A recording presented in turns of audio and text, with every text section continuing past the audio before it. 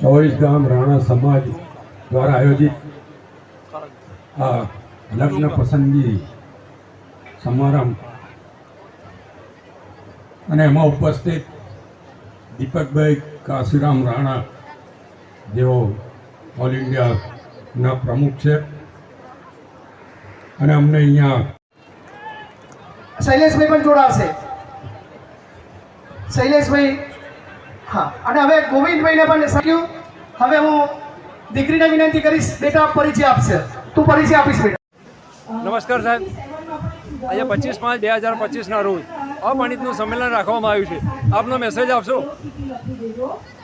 શ્રી અખિલ ભારત રાણા સમાજ દ્વારા અને 24 ગામ રાણા સમાજ આયોજિત ડભોઈ મુકામે 5મો અપરિણિત યુવક યુવતીનો પરિચય સંમેલન યોજાઈ રહ્યું છે. શ્રી અખિલ ભારત રાણા સમાજ દ્વારા આજ સુધીમાં આવા 37 સંમેલનો યોજાયા છે. આજે આ સંમેલનમાં 168 યુવતીઓ અને 753 જેટલા યુવકો અપરિણિત યુવક યુવતીઓ આ સંમેલનમાં ભાગ લઈ રહ્યા છે.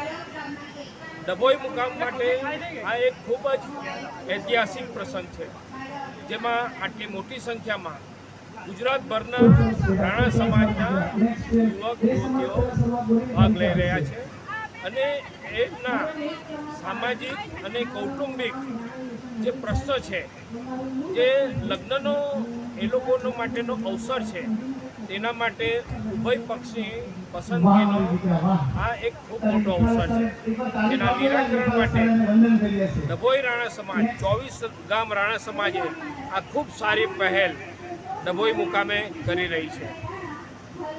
થેન્ક યુ છે કે આ કાર્યક્રમ થકી સમાજનો આ સામાજિક પ્રશ્ન ખૂબ સારી રીતે હલ થશે અને જ્ઞાતિના અનેક યુવક યુવતીઓ પોતાની પસંદગીનું પાત્ર મેળવીને એમના લગ્ન જીવનનો આનંદ માણશે.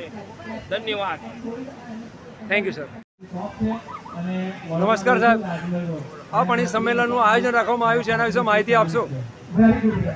આજે ડભોઈ દર્ભાવટી નગરીનું એક સદભાગ્ય છે કે ડભોઈ દર્ભાવટીના આંગણે 5મો અપરિણિત છોકરા છોકરીઓનો આ એક સંમેલન થયું છે. આ સંમેલનમાં લગભગ 938 જેટલા યુવક યુવતીઓએ ભાગ લીધો છે. એ અમારા ડભોઈ માટે બહુ ગૌરવની વાત છે. વડોદરા કે બીજા કોઈ મોટા શહેરોમાં આટલી સંખ્યા થાય અને એટલી સંખ્યા ડભોઈ મુકામે થાય એ અમારી સિદ્ધિ છે.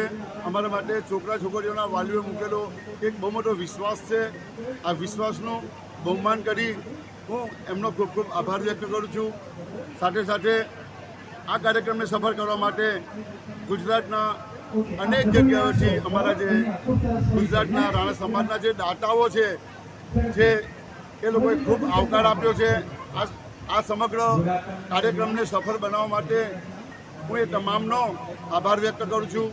ડભોઈ રાણા સમાજ યજમાન પદે આ યોજાઈ રહેલો અપરિણિતોનો મેળો એ અમારા 24 ગામ રાણા સમાજની પણ એક બહુ મોટી સિદ્ધિ છે. 24 ગામ રાણા સમાજના તમામ આગેવાનો, મારા કાર્યકર્તા, મારી સમગ્ર ટીમનો પણ હું ખૂબ ખૂબ આભાર વ્યક્ત કરું છું.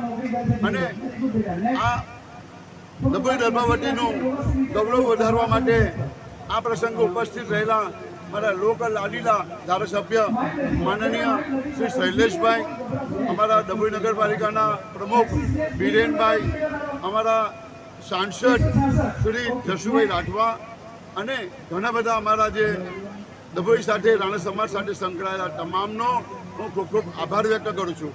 અને સૌનું અભિવાદન કરતાં હું મારી ખુશી વ્યક્ત કરું છું. આ કાર્યક્રમને જાણે અજાણે જે લોકોએ સહયોગ કર્યો છે, મને નામ નથી ખબર એવા તમામનો પણ હું ખૂબ ખૂબ આભાર વ્યક્ત કરું છું.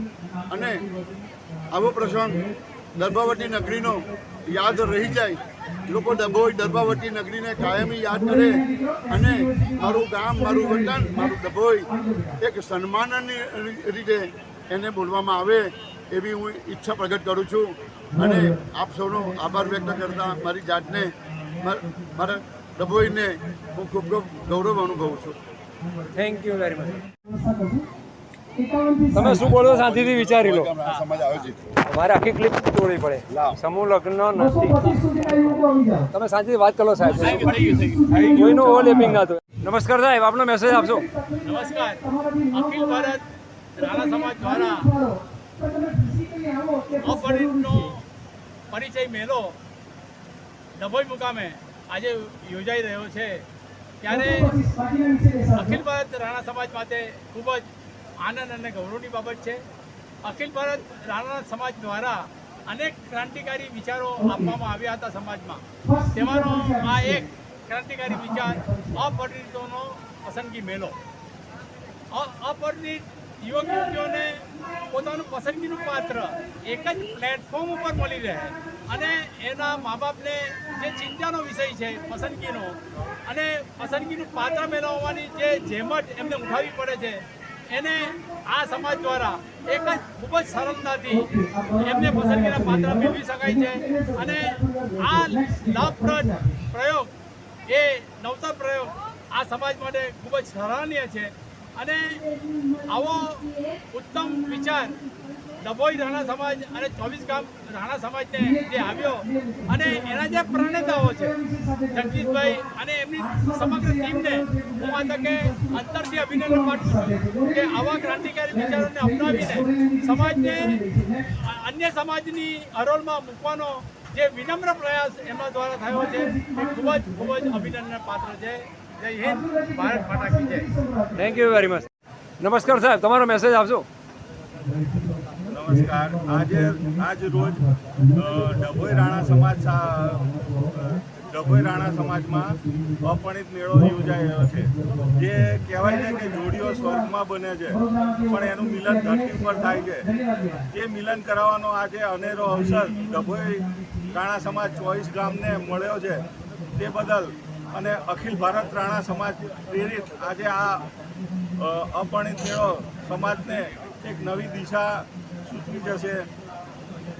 કાયમને માટે સમાજમાં ઠેર ઠેર અપરિણિત મેળા થાય છે અને આજે 24 ગામ રાણા સમાજ ડભોઈ મુકામે જે અપરિણિત મેળો કર્યો છે તે અમારે હું ધોળકા રાણા સમાજ અને ભાલ પ્રદેશ રાણા સમાજ તરફથી તેમનો ખૂબ અભિનંદન આપું છું.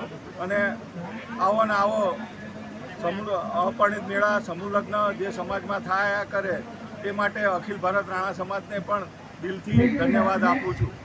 Thank you sir.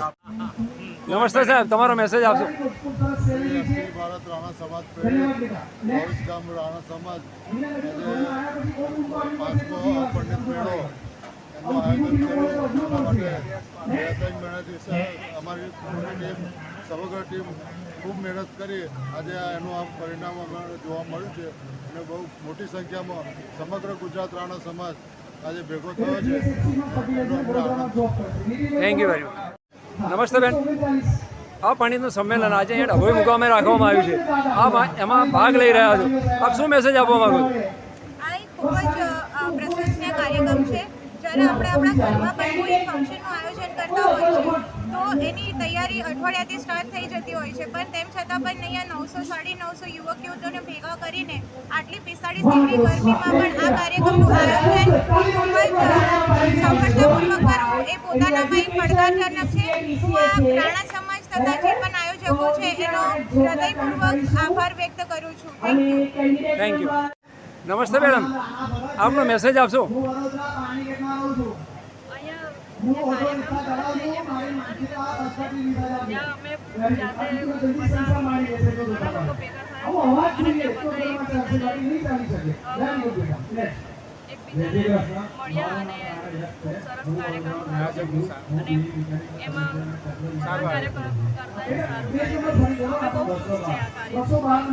Okay, thank you.